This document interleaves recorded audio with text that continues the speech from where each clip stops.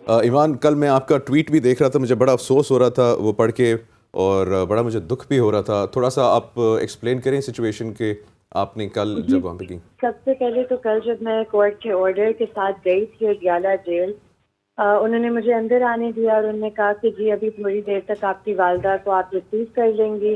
پھر انہوں نے مجھے اور میرے وکیل کو کہا کہ جی آپ گیٹ نمبر 5 کے باہر گاڑی لے جائیں اور ادھر انتظار کریں اپنی والدہ کا اور سینیٹر فلک ناز صاحبہ کا.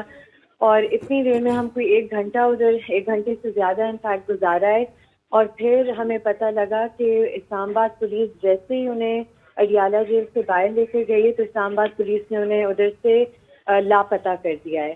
پھر ہمیں انفارمیشن ملی ان ویریفائڈ کہ انہیں سیکریٹریٹ تھانے میں میری والدہ کو رکھا ہوا ہے.